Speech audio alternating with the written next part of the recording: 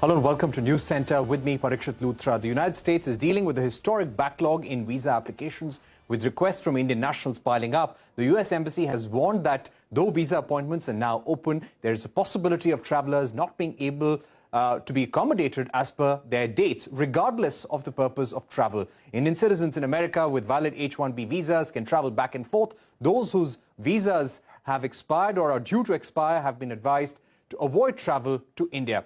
American Indian companies have flagged this chronic processing delays. The U.S.-India Business Council told CNBC-TV18 they are urging the Congress and the Biden administration to do more to address these delays. This is particularly crucial given its centrality to education, business, technology, and family reunions. There have been some challenges of late, and I flag it to Secretary Blinken and his team, and I have every confidence that they will look at some of these problems seriously and positively. All right, we're now joined by Mukesh Aghi, President of the US-India Strategic Partnership Forum. Also with us are two tech professionals, Debargya Das, founding engineer at Glean. He is someone who works in the United States, currently in India. He's been tweeting extensively on the issue of delays in H-1B visas, how that is impacting Indian workers in the United States. Aradhana Vaidya, a tech professional joining us from San Francisco, someone who has also been impacted by these delays. Thank you very much, everyone, for joining us. Mr. Aghi, let me get a view from Aradhana and Debargya once to understand how bad the problem is, and then we'll come to you. Debargya, just to come to you first, you have been tweeting a lot about these delays. You have been telling us about the large number of people in the United States who are stuck, who are impacted because of this. Give us a sense of your own troubles as a result of these delays. So thanks, Parikshit. So for me, myself, my troubles haven't been as bad as some of the other stories that I've heard. I've been on the lookout for appointments since about February this year, and I finally managed to get an appointment for September. However, if you look at some of the people who are looking for appointments now, there isn't any availability until December of 2023. So you're looking at wait times of around a year to even come to India and get a visa appointment. Right. And how many people would be who are facing these kind of delays? There is a Telegram group of H-1B professionals. Could you give us a sense of how big the problem could be? So this Telegram group was formed about a year or a year and a half ago, and it already has about 200,000 members, with 13,000 members being added almost every month. And I only imagine that that doesn't completely capture the entire demand. If you look at the entirety of how many H-1B holders exist in America, it's around more than 400,000, of which 75% of them are Indian. So you're looking at a number between 200 to 350,000 that are on an H-1B, and a large percentage of that is looking for an appointment at this very time. All right, and H-1B professionals have to also get their visas renewed regularly after a 3-year period. Let me also get into Aradhana Vaidya, who's joining us from San Francisco. Aradhana, your own problems as a result of these delays? Yes, and just like Debargya said, it's really very difficult to get a visa appointment. For most of us with valid visas, we are able to continue to work in the United States, but not able to leave the country or visit India. For me personally, my friends, family, my parents live in India, and I've not seen them for the past 3.5 years. I have been trying to get a visa appointment for the past 6 months. The system is not functioning the way it used to, right? Like in the past, you would get an appointment in a couple of months. Now you just go to the website, you keep trying to get an appointment, and there aren't any appointments available simply. And without a visa appointment, you're unable to travel to India, get your visa stamped, and come back into the United States. So re-entry into the US is a huge problem. Right. So re-entry into the United States is a huge problem, and you have been waiting for an appointment now for almost two and a half years, almost 3 years, like you pointed out. Let me get in Mr. Aghi at this point. Mr. Aghi, as a chamber, you might have been getting a lot of complaints from different companies in India and the United States. How badly is it impacting business? Tremendously, Parishik. You have to understand, today the waiting time for visitor visa is 800 days, and for H-1B is 400 days. So that's a substantial lag. And you have to understand from the US perspective, we have roughly around 11 million job openings in the US. And if you just look at the tech sector, we have a gap of almost a million professional shortage. So it has an impact on productivity, it has an impact on innovation, it has an impact on economic growth. So we are working closely with the US Embassy in India to see how they can become more efficient and try to provide them support so this process can be expedited. Right. Mr. Aghi, what we understand that the nature of visa and consular services at US missions in India and across the world are self-financing. The proceeds from visa fees are used to pay salaries and maintain staff in the visa teams, and this ability was impacted during the pandemic when there were restrictions on visa processing because of the lockdowns and the COVID pandemic. They have now started trying to ramp up capacity with additional resources in a big way. So do you feel the messages that have been coming so far from the US State Department, from the Secretary of State, are they adequate? They're making all the effort. You saw and heard from the Secretary of State, Tony Blinken, saying that we are investing. You heard from Councillor Heflin in Delhi that they are investing more. You know, it was a chicken and egg story. Basically, you don't want to invest because you're not financed. And so now State Department has stepped up and has started investing, adding more resources. And there's a lag time. And I think the lag time is going to be next 6 months. And after that, you'll see more efficiency coming through. But it is still unacceptable when you have to wait 400 days to get an appointment for a business visa. Just think about it, how it impacts the economy, how it impacts the startup scene. It does impact the innovation scenes because the Indian tech workers are quietly engaged trying to make US companies more efficient, innovative, and productive. Right. Let me go back to our guests also. Debargya, you're currently in India. You are waiting your passport. You said that you were able to get your appointment after a wait of about 6 to 7 months. Give us a sense of what would you be expecting from the US State Department, from the US Embassy, when it comes to faster clearances for professionals like yours? Well, it's quite obvious that, you know, in addition to the professional and startup harm that Mr. Aghi mentioned, there's tremendous personal loss that's been throughout this entire process. There's people who haven't been able to attend their parents' funerals for years, haven't been able to see their loved ones for a long time. And what you really expect from a process like this, as in any country, you do expect these things to happen over the course of days and not months or years, as it is in this case. So now you have people who are actually, there's a cottage industry of companies that just try to get you a visa appointment, and that's just unacceptable. So I have friends and acquaintances who are paying $500, $1,000 just to have somebody in India log into this website and check and get them an appointment. And that's just an unacceptable situation to be as a country. Right. Aradha, what is your view? What you think the State Department could possibly do, the US mission could possibly do? Yeah, so in my case, for example, I qualify for what's called a Dropbox appointment, which means I don't even need an interview for them to be able to stamp my passport and give me the visa, right? So at least for cases like that, where you don't need a face-to-face appointment, it's a Dropbox appointment. If they could enable some of these things within the US, that could ease some of the load that the embassies have to, since the embassies are backlogged.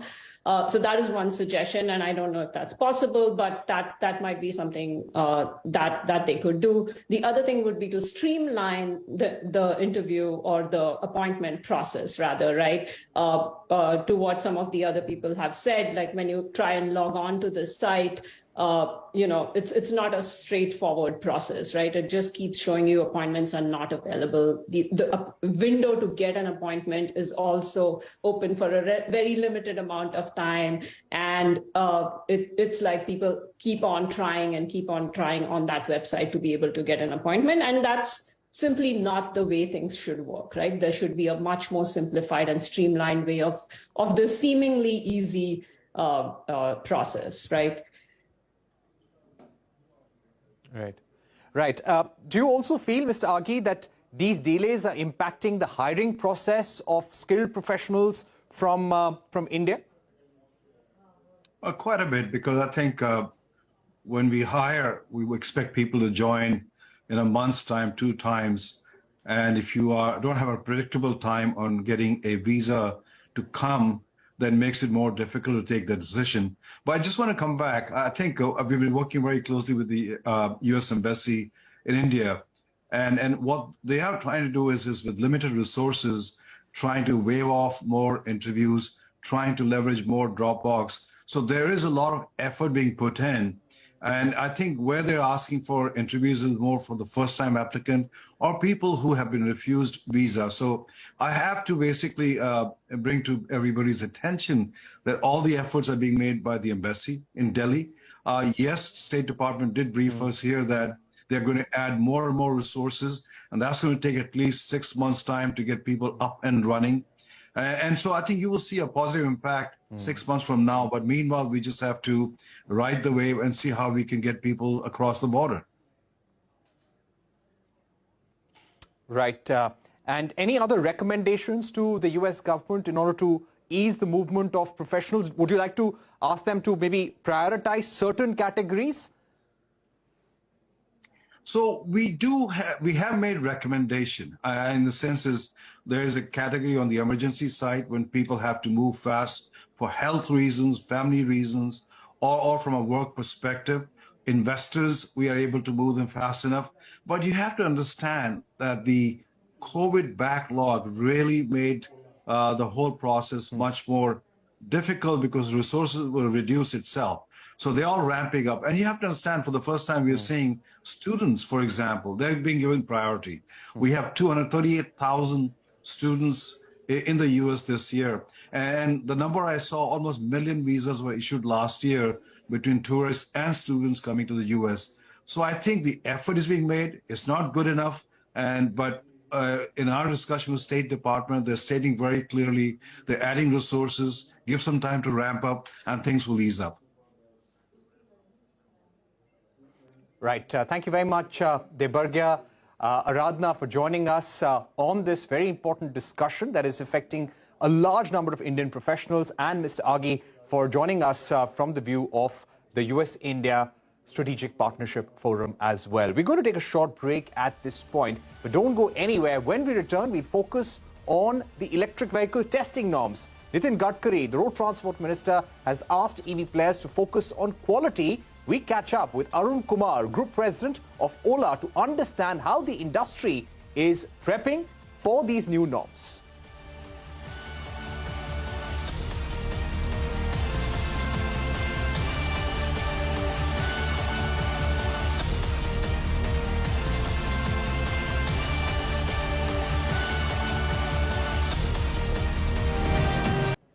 Focus on quality, not cost. That was the message from Union Road Transport Minister Nitin Gadkari to electric vehicle makers. Speaking at a CNBC-TV18 event last night, Gadkari said the new testing norms for electric vehicles are in the interest of people. He also promised the industry that the new rules will be implemented only after consultation with experts and after taking stock of global standards. Let's listen in to Nitin Gadkari before we go across to the Ola Group President Arun Kumar, who's joining us. These testing norms, they are actually for the people interest. Because of the cost economics, some of the people are doing the material is not up to the standard. So by concerning the engineering faculty, IITs and other people, our expert committee, international standards, on the basis of that, we have fixed up the norms. I feel that it is in the interest of the industry that they should be quality-centric, not cost-centric. All right, joining me now to discuss this and more is Arun Kumar, Group President at Ola. Arun, thank you very much for joining us. Let me begin by asking you, will you be able to comply with this new timeline? We had also heard from the industry that certain aspects of these new testing norms are very difficult to implement for EV companies, and that may actually require them to set up a different unit, a separate capacity for testing those vehicles. Do you feel these new timelines are now realistic? Yeah, thank you, Parikshit, for the question. I think, first of all, the big picture, I think we should really commend the government of India and the... Arun, I think you're on mute. Am I audible?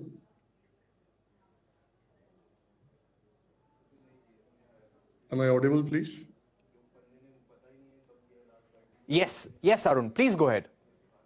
Yes, I think what I was saying is, firstly, I think this is such a very important and progressive step taken by the government of India that not only should we be appreciative of all the efforts that have gone in bringing these changes to the 156 standard, but also I think as a responsible citizen, we should work very closely with MORTH, the Honorable Minister Mr. Nitin Gadkari and the Government of India to ensure that we speedily implement all the changes that have been brought up. I think from our perspective and the industry perspective, we would imagine that these are fair timelines, because if you see what the government has done, they have broken it into 3 sets of timeline phases in terms of implementation. Some of them are effective immediately. The other is a December timeline, and third is a March timeline. What this does is this really puts the EV industry in the forefront of the whole effort of the government of India from the big picture of carbon neutrality and our own commitments globally, and ensure that there's speedy adoption while removing the anxiety of safety and quality in the minds of the customers. So we really welcome this step wholeheartedly, and believe that the industry should be able to adhere to the timelines set by the government. All right, so you're saying that Ola will be able to comply with these new guidelines and the timelines as well. But let me also ask you about the probe that had been undertaken by the high-level committee set up by the Road Transport Ministry. There were at least 9 instances of fires in electric vehicles. There were companies like Ola, Pure EV, Jitendra EV, which were in Okinawa as well, which were the subject of that probe. And there were lapses found in the manufacturing processes, in the safety and testing processes at the level of the manufacturers. Give us a sense of the kind of quality checks, testing standards that you've increased at your own level in order to avoid such incidents in future. Yes, I think the probes are a very useful part of the government mechanism. We were subject to it, the Tatas were subject to it, many of the other EV companies were subject to it, and really in the EV industry, there's a very, very wide range of players, and the new standards that have been introduced are absolutely essential, which has come as a result of all those studies done by the government.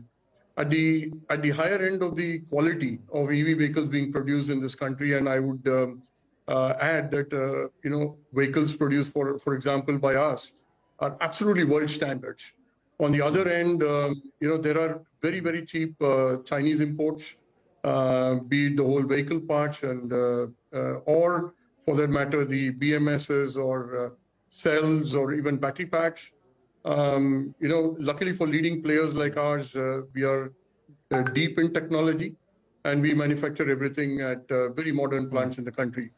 So the point is there are a wide spectrum of players in the industry, and it's essential that the government came out with such norms, which now sort of, in a manner of speaking, create a clear definition or a distinction between the big boys in terms of those who have the technology and who have the responsibility to deliver strongly to the consumers. Leading example of that would be Ola versus Chinese imports. So we are very glad that the result of all that is the new country. Tell us about the changes that you brought in your own safety mechanisms as a result of that probe and the recommendations from the probe committee? Right. So if you see, for us as a company, we always said it's a one-off incident, and we've been proven right. And, while I speak on behalf of the industry that, yes, we can implement in those timelines. However, to your specific question, the very fact that we as a company individually have the depth in our technology stack and our future factory to adhere to what you described at the beginning of this program as extremely difficult timelines is testament to the fact that we already have a high technology and a high safety battery pack and a vehicle. And that's the most important takeaway. Okay. If you see for this, that we are there. And we are glad that it's been recognized in the latest set of 156, and that kind of always backs what we have been assuring to all of you and the customers that our battery packs and standards and manufacture are one of the highest, if not the best in the world. One simple example I will give you is the need for... Yes. Arun, we're running out of time. I want to put in 2-3 quick questions to you. Since April, we have been seeing a steep decline in sales of Ola Electric. From some 12,000 or 13,000, it came down to 3,400 or 3,500 in the month of August. Why is this happening? And do you see a strong drop in your booking numbers as well? Have you slashed production as a result? Yeah, I think a very, very easy question to answer. 1st September to 27th September, if you look up the Vahan portal, you'll find that Ola is #1 in terms of volumes, leave alone value. And again, October, we are quite confident of being the #1. So nothing more to answer. We are the #1.